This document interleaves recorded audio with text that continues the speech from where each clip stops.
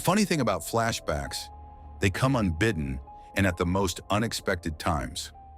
One moment I was standing in Walmart, and the next moment I was not. I was a 12-year-old boy again, crouching beside the outer wall of a darkened house in a long-ago suburb, hoping that the shrubbery to my right and my left had adequately concealed my presence. A malevolent creature was intent on taking my head.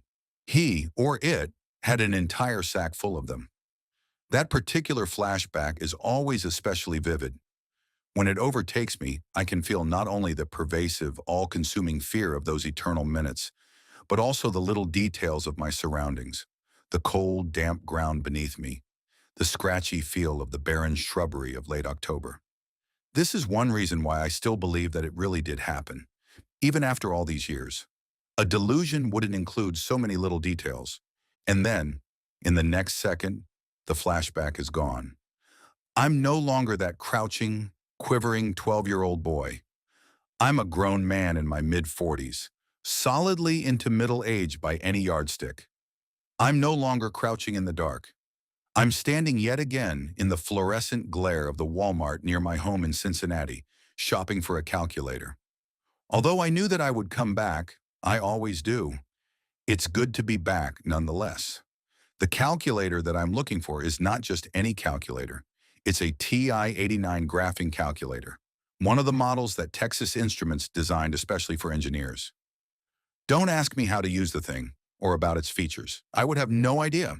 The calculator is for my daughter, Lisa. Lisa turns 20 on the 3rd of November, during the week after Halloween. Lisa is a student at the University of Cincinnati and an engineering major. She's a lot smarter than her dad, I don't mind saying.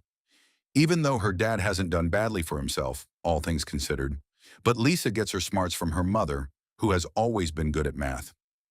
Lisa has a younger sister, Hannah. Hannah graduates from high school next year. Hannah takes after her father more, which is to say she's not so good at math, but she's creative and more of a people person than her older sister. I look for Hannah to major in business administration or political science. Something like that. We'll see. She has a year to decide. Last week, Hannah and I were talking about the future, and she shared her anxieties with me. It's so competitive out there nowadays.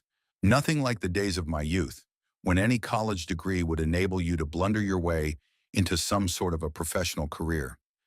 And Hannah has always felt that she lives in Lisa's shadow.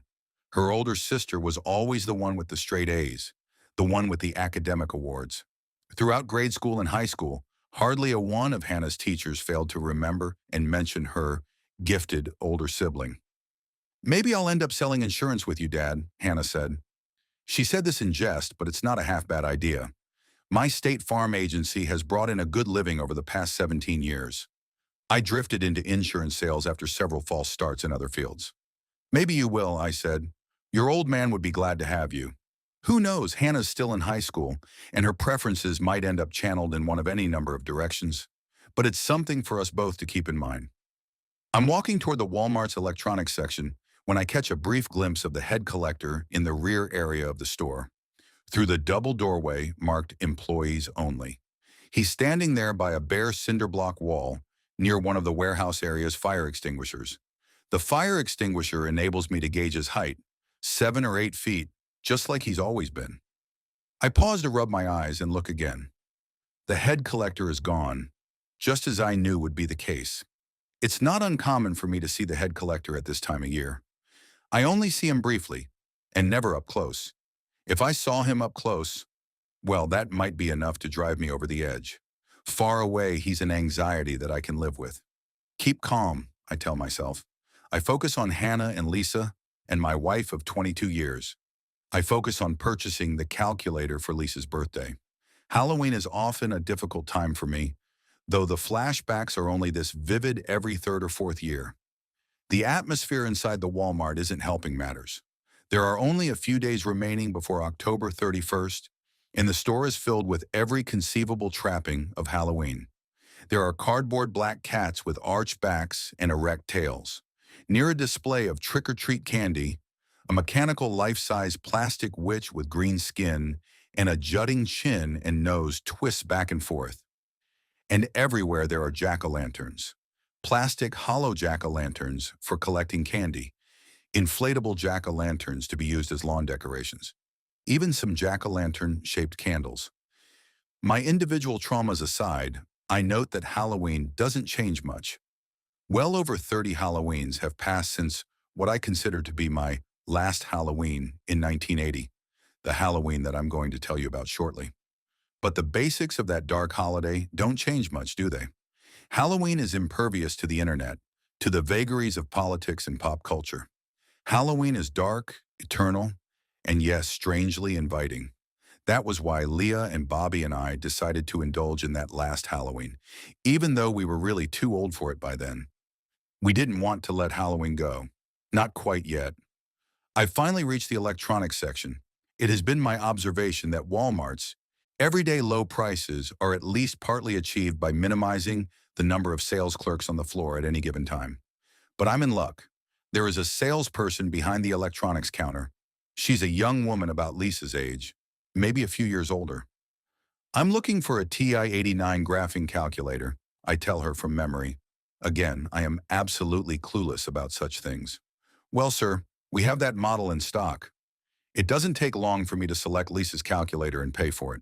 The total comes to $146.78 with tax.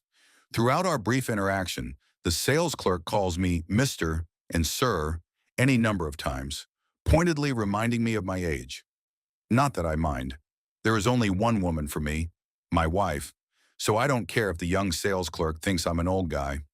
And if being called Sir is the price of having two wonderful daughters, then may the whole world call me Sir.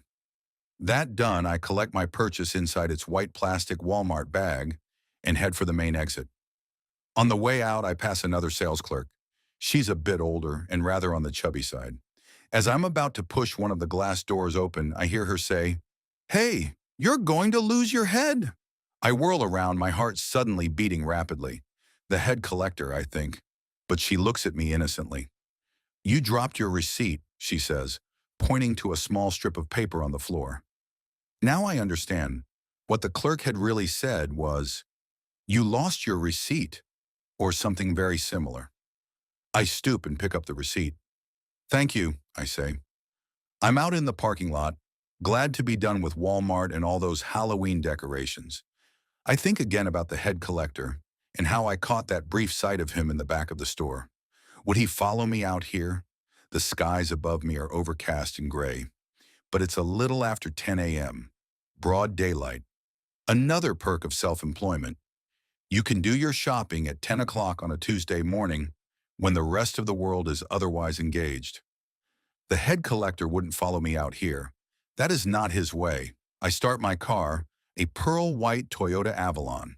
Yes, it's a middle-aged man's car. Hannah jokingly refers to it as my Avalak. You get it? A combination of Avalon and Cadillac. I drive home, thinking mostly good thoughts. My two nearly grown daughters, my wife. Maybe I'll make love to my wife tonight, I think.